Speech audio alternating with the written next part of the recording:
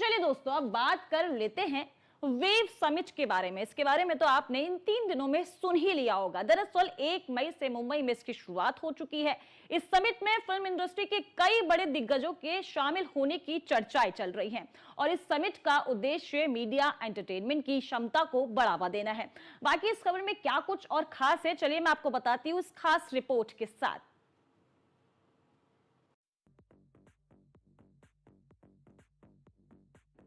हमें जग के मन को जीतना है, जन जन को जीतना है। बता दें कि देश के आर्थिक राजधानी मुंबई में आयोजित देश के पहले वेव समिट का उद्घाटन पीएम मोदी ने किया था। वेव समिट के जरिए सरकार का मकसद मनोरंजन क्षेत्र में भारत को और भी ज्यादा मजबूत करना है। वेव समिट ने पीएम मोदी ने कहा कि भारतीय सिनेमा के पास दुनिया को देने के लिए बहुत कुछ है। 4 दिन तक चलने वाले इस समिट में 90 से ज्यादा देशों के प्रतिनिधि शामिल हो रहे हैं। इसमें दुनिया भर के कलाकारों को, स्टार्टअप और इंडस्ट्रियलिस्ट को एक साथ लाया गया है, जिसमें हजारों क्रिएटर्स, कंपनियां और स्टार्टअप जुड़े हैं। इसलिए वेव 2025 की टैगलाइन है कनेक्टिंग क्रिएटर्स, कनेक्टिंग कंट्रीज।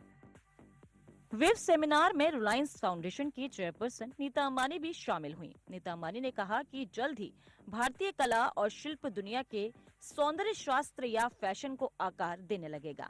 वहीं आपको बता दें, ये सेमिनार 3 दिन चला, जिसमें 3 दिन तक दुनिया भर के सितारों ने मुंबई को रोशन किया। जैसे आपने पहली समिट की हैंड होल्डिंग की है, वो आगे भी जारी रखें।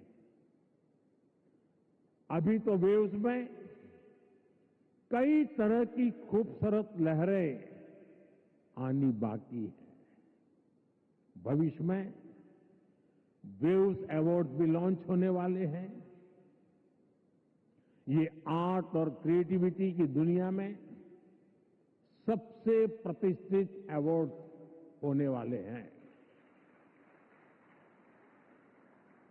हमें जुटे रहना है। हमें जग के मन को जीतना है, जन जन को जीतना है।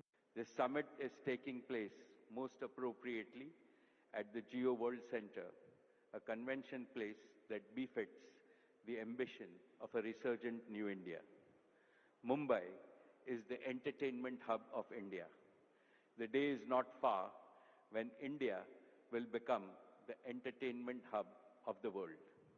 Therefore, the moment is pioneering, the occasion is historic. Waves in India is called Tarang. इस तरंग में भविष्य के रंग है, इस तरंग में भविष्य की उमंग है। Good morning, ladies and gentlemen, distinguished guests, friends. Namaskar. It's an absolute joy and privilege to be here with all of you today. This is the first Wave Summit, and it has already created a storm all around. It has brought together the most vibrant creative voices from more than 100 countries on a common stage.